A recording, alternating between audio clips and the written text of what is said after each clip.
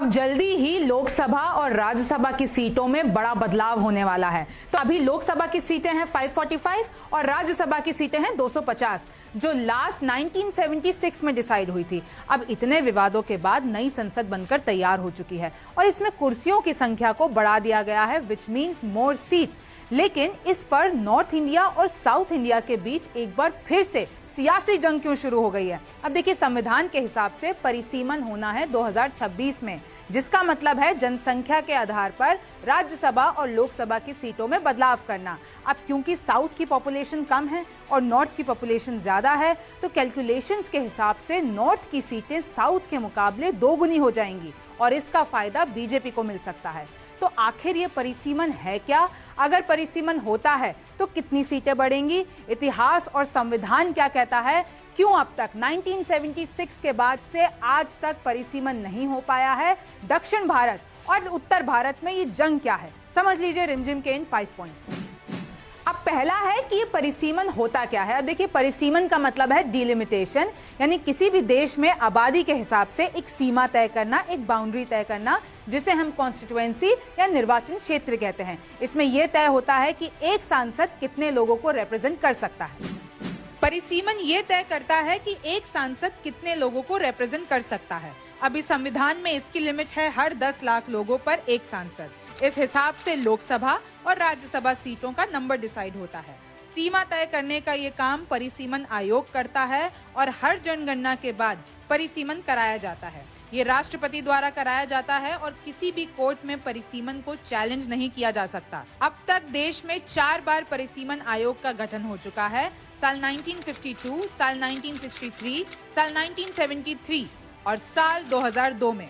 परिसीमन आयोग के मेंबर्स होते हैं सुप्रीम कोर्ट के रिटायर्ड जज, चीफ इलेक्शन कमिश्नर और रेस्पेक्टिव स्टेट के इलेक्शन कमिश्नर।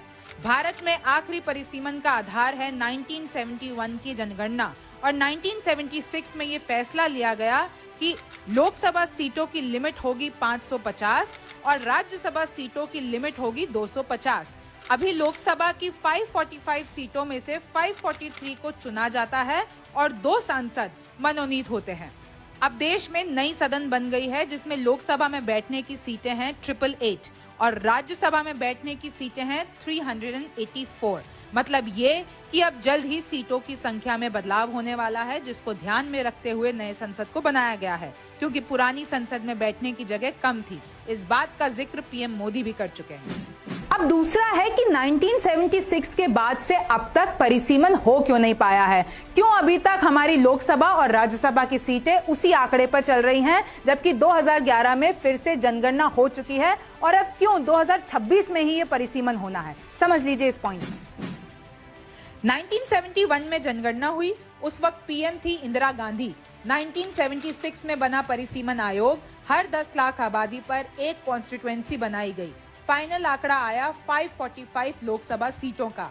अब इसमें प्रॉब्लम ये निकल कर आई कि दक्षिण भारत की आबादी तो कम है और उत्तर भारत की ज्यादा, तो सीटें जो हैं वो हिंदी भाषी रीजन की ज्यादा हैं और साउथ की सीटें कम होगी। इससे दक्षिण भारत का पार्लियामेंट में प्रभाव कम होगा।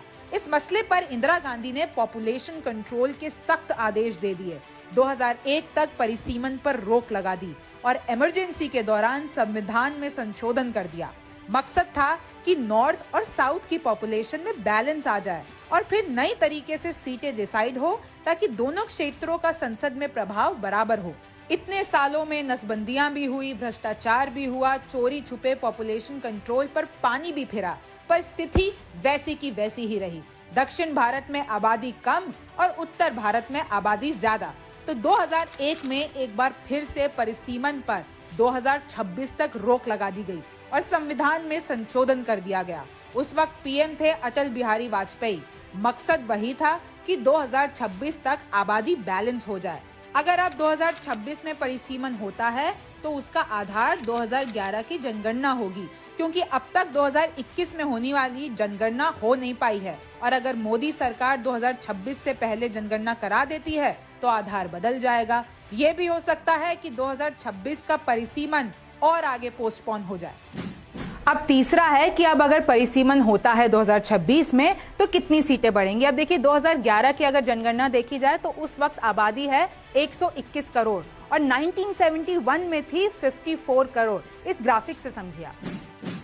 तो अब सबसे पहले ये जानते हैं कि राज्यों और यूनियन टेरिटरीज में कितनी लोकसभा की सीटें हैं जो लास्ट 1976 में डिसाइड हुई थी। तो 1976 से मौजूदा लोकसभा सीटों की स्थिति, तो उत्तर प्रदेश, महाराष्ट्र, वेस्ट बंगाल, बिहार, तमिलनाडु, मध्य प्रदेश, कर्नाटक, गुजरात, राजस्थान, आंध्र प्रदेश, उड़ीसा, केरला, तेलंगाना, असम, झारखंड, पंजाब, छत्तीसगढ़, हरियाणा, उत्तराखंड, हिमाचल प्रदेश, अरुणाचल प्रदेश, गोवा, मणिपुर, मेघालय, त्रिपुरा, मिजोरम, नागालैंड, सिक्किम, जम्मू और Kashmir, Delhi, Andaman and Nicobar island, Chandigarh, Dadra and Nagar Haveli, Daman and Diu, Lakshadweep and Puducherry. अब हम बात करते हैं साउथ के राज्यों की और नॉर्थ के राज्यों की। सो साउथ इंडिया, जिसमें 5 मेन राज्य हैं, आंध्र प्रदेश, कर्नाटक, केरल, तमिलनाडु और तेलंगाना।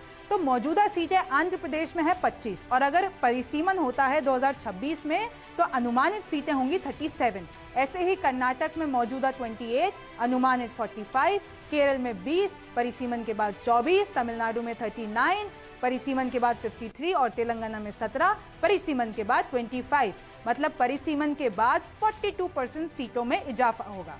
यही अगर हम नॉर्थ के राज्यों की बात करें तो यूपी में अभी 80 सीटें हैं और परिसीमन के बाद 147 हो जाएंगी। राजस्थान में 25, उसके बाद परिसीमन के बाद 50, मध्य प्रदेश में 29, परिसीमन के बाद 53, बिहार में 40, परिसीमन के बाद 76, झारखंड में 14, परिसीमन के बाद 24, हरियाणा में 10, परिसीमन के बाद 18, छत्तीसगढ़ में 11 और परिसीमन के बाद 18, दिल्ली में 7 और परिसीमन के बाद 12। यानी परिसीमन के बाद 84% सीटों में इजाफा। और आप इसमें क्लियरली देख सकते हैं कि नॉर्थ की सीटों में 2 गुना ये ज्यादा हो जाएगा। और आपको बता दें ये वही 8 राज्य हैं जिसमें 2019 में बीजेपी ने 55% सीटें कमाई थी।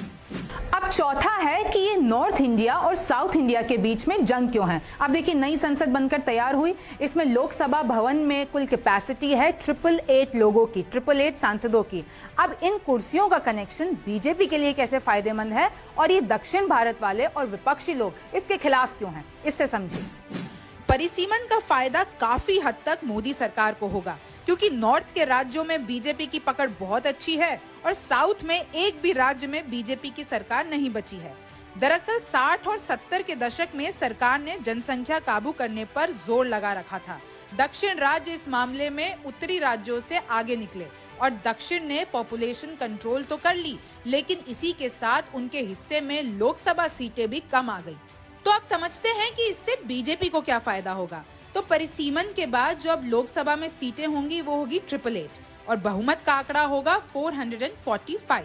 अब 2019 में बीजेपी को मिली थी 303 सीटें और हिंदी भाषी राज्यों में बीजेपी को 168 सीटें मिली थी, यानी 55% सीटें बीजेपी ने 2019 में पाई थी।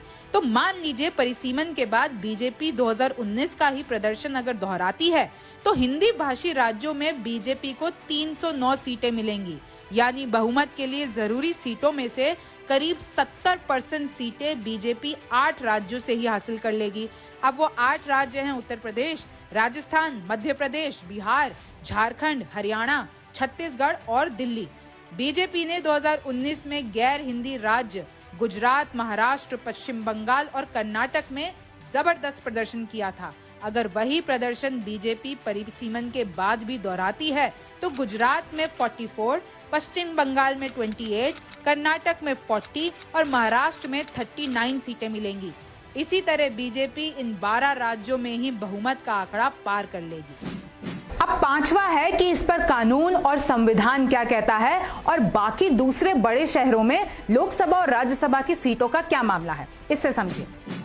संविधान के आर्टिकल 81 के मुताबिक लोकसभा में सीटों की संख्या 550 से ज्यादा नहीं हो सकती। इस वक्त लोकसभा सीटें हैं 545, जिसमें 543 को चुना जाता है और 2 सीटों पर राष्ट्रपति अपने सांसद मनोनीत करते हैं। पहले आम चुनाव के समय लोकसभा सीटों की संख्या थी 489। उस समय देश की आबादी 36 करोड़ के आसपास थी। आपको बता दें कि 2019 में भारत के पूर्व राष्ट्रपति प्रणब मुखर्जी ने लोकसभा में 1000 सीटें करने की मांग की थी। 5 अगस्त 2019 को जम्मू और कश्मीर में आर्टिकल 370 को हटाया गया तो जम्मू और कश्मीर में डीलिमिटेशन प्रोसेस हुआ और रिपोर्ट सरकार को दे दी गई।